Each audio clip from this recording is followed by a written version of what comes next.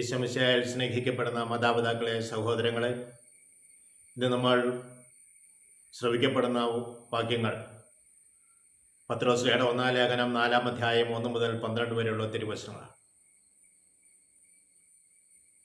ശരീരത്തിൽ സഹിച്ചിട്ടുള്ള യേശുക്രിസ്തുവിനെ മനോഭാവം നിങ്ങൾക്കുണ്ടായിരിക്കട്ടെ. അത് നിങ്ങൾക്കൊരു ആയുധമായിരിക്കട്ടെ. ശരീരത്തിൽ സഹിച്ചുകൊണ്ട് പാപത്തിൽ നിന്ന് വേർതിരിക്കപ്പെട്ടു. അവൻ നമ്മുടെ ശരീരത്തിൽ ഉള്ളിടത്തോളം കാലം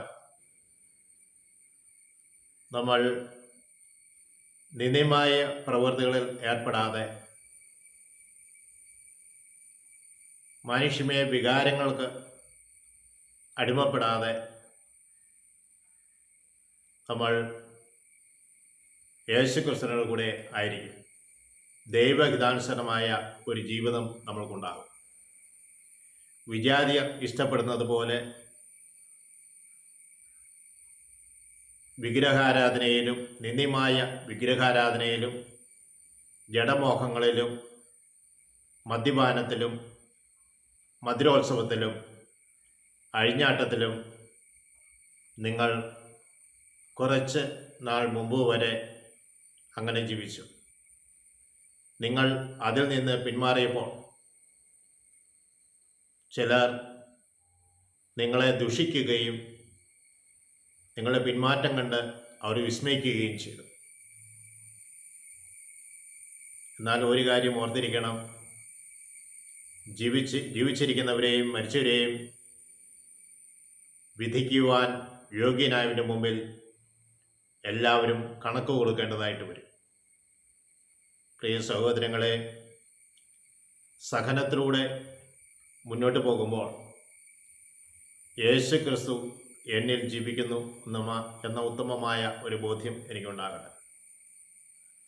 കഴിഞ്ഞ കാലങ്ങളിൽ നമ്മൾ ചെയ്ത പാപത്തിൻ്റെ പ്രവൃത്തിയിൽ നിന്ന് നമ്മൾ ഓടിയകലും മറ്റുള്ളവർ നമ്മളെ ദുഷിച്ച് സംസാരിക്കുമ്പോഴും ഈശോ എന്നെ അറിയുന്നുണ്ട് എന്ന ചിന്ത നമ്മളിൽ നിറഞ്ഞു നിൽക്കട്ടെ. മദ്യപാനം നിർത്തി നവീനാത്മത്തിലൂടെ കടന്നു വന്നു യേശുവിൻ്റെ സാക്ഷ്യം വഹിച്ച് ജീവിക്കുന്നവർ, നാലൊരു സമൂഹം ഒന്നിച്ചു കൂടുമ്പോൾ മദ്യം വിളമ്പുമ്പോൾ ഇവന് കുടിക്കാതെ വരുമ്പോൾ അവർ ഇവനെ നിന്ദിക്കും. പിന്നെ എന്തൊരു മനുഷ്യനാണെന്ന് ചോദിക്കും. അവിടെ പറയണം, ഞാൻ എൻ്റെ ഈശോയുടെ സ്വന്തമാണ്, ഈശോ എന്നെ വിലയ്ക്ക് വാങ്ങപ്പെട്ടതാണ്, അതുകൊണ്ട് എൻ്റെ ഇഷ്ടമനുസരിച്ച് ജീവിക്കാനുള്ള അവകാശം എനിക്കില്ല. നിനക്ക് അവരോട് പറയാൻ സാധിച്ചില്ലെങ്കിലും നിൻ്റെ മനസ്സിൽ നീ മന്ത്രിക്കണം. അപ്പോൾ ദൈവത്തിൻ്റെ ആത്മാവിൻ്റെ ശക്തി നിന്മേൽ വന്ന് നിറയും. പണ്ട് നീ എങ്ങനെ ആയിരുന്നില്ലേ? അതെ, അറിവില്ലാത്ത കാലഘട്ടങ്ങളിൽ ഞാൻ അങ്ങനെ ആയിരുന്നു. എന്നാൽ ഇന്ന് ഞാൻ അറിഞ്ഞു, ദൈവവചനം വായിച്ചു, ഞാൻ യേശുവിനെ തിരിച്ചറിഞ്ഞു, ഞാൻ അതിലേക്ക് ഇനി പോവില്ല എന്നൊരു ഉറച്ച ഒരു തീരുമാനം നിന്റെ ജീവിതത്തിൽ ഉണ്ടാകണം. ഹല്ലേലൂയ. പ്രിയ സഹോദരങ്ങളെ, പല വഴിയിലും ദുഷിക്കുന്ന ഒരവസ്ഥ ഉണ്ടാകുമ്പോഴും യേശു ക്രിസ്തുവിലേക്കാണ് നിന്റെ കണ്ണുകൾ ഉയർത്തേണ്ടത്. എൻ്റെ ഈശോയെ, ഇങ്ങനെ ദുഷിക്കപ്പെടുന്ന അനേകം മക്കളുണ്ട്. പാപത്തിൻ്റെ മേഖലയിലായിരുന്നിട്ട് തിരിച്ചു വന്ന് ദൈവസന്നിധിയിൽ ഹൃദയമൂർപ്പിച്ച് ഈശോയെ തൻ്റെ ശരീരത്തിൽ വഹിച്ചുകൊണ്ട് ജീവിക്കുന്ന അനേകം മക്കളുടെ മേൽ പിടിച്ചു നിൽക്കാനുള്ള കൃപ കൊടുക്കണമേ. ആരെങ്കിലും പാപത്തിലേക്ക് വീണ്ടും പോയിട്ടുണ്ടെങ്കിൽ അവരെ പുനരാനയിക്കണമേ എന്ന് പ്രാർത്ഥിക്കുന്നു.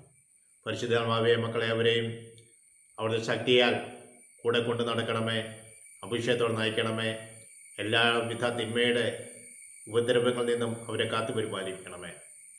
സഹനം തൻ്റെ ജീവിതത്തിലുണ്ടാകുമ്പോൾ ദൈവചിന്തയോടെ സഹിക്കാനുള്ള കൃപ കൊടുത്ത് അനുഗ്രഹിക്കണമെന്ന് പ്രാർത്ഥിക്കുന്നു.